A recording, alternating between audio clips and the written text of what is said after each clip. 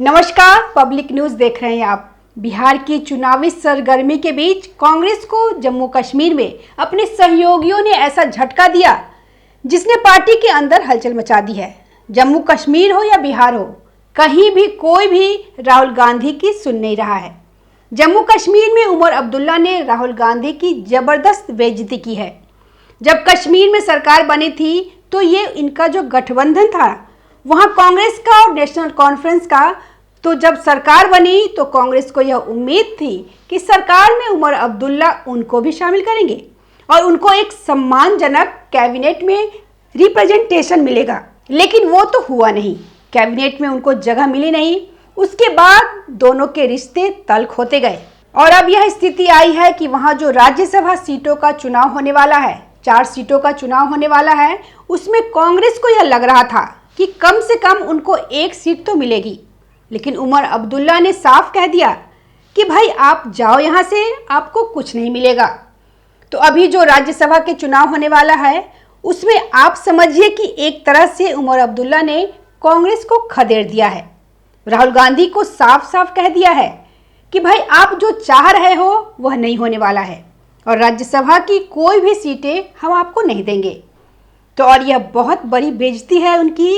जब राज्यसभा सीटों के चुनाव का वक्त आया तो पहले कांग्रेस चाहती थी कि उससे 2 सीटें मिले, फिर उसने कहा कि हमें 1 ही सीट दे दो, लेकिन फिर कहा कि उमर अब्दुल्ला से कि भाई हमें 1 सीट ऐसी दो जो सुरक्षित हो और जिसमें जीतना बिल्कुल तय हो कि वह जीत जाए। लेकिन नेशनल कॉन्फ्रेंस ने कहा कि सुरक्षित सीट हम आपको नहीं दे सकते।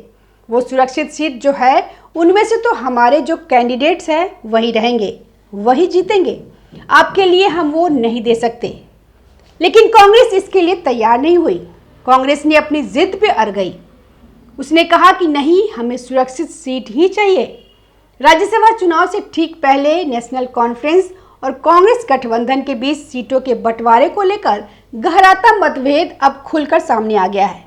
कांग्रेस ने आरोप लगाया है कि एनसी चीफ उमर अब्दुल्ला ने वादा तोड़ दिया और कम सुरक्षित सीट देकर पार्टी के साथ धोखा किया। दरअसल जम्मू कश्मीर में 24 अक्टूबर को राज्यसभा की 4 सीटों के लिए चुनाव होने जा रहा है। यह केंद्र शासित प्रदेश बनने के बाद पहला राज्यसभा चुनाव है। इसी को लेकर दोनों दलों के बीच सीटों का समीकरण बिगड़ गया है। एनसी से क्यों नाराज है कांग्रेस, आइए जानते हैं। कांग्रेस प्रदेश अध्यक्ष तारिक हामिद कर्रा ने श्रीनगर में हुई पार्टी की कोर कमेटी बैठक के बाद ऐलान किया कि कांग्रेस अब चुनाव मैदान में अपना कोई उम्मीदवार नहीं उतारेगी। उन्होंने कहा कि नेशनल कॉन्फ्रेंस से हमारी बातचीत में हमने एक सुरक्षित सीट नंबर 1 या नंबर 2 की मांग की थी, लेकिन हमें सीट नंबर 4 दी गई जो बेहद असुरक्षित है। ऐसे में हमने फैसला किया है कि कांग्रेस इस सीट से चुनाव नहीं लड़ेगी।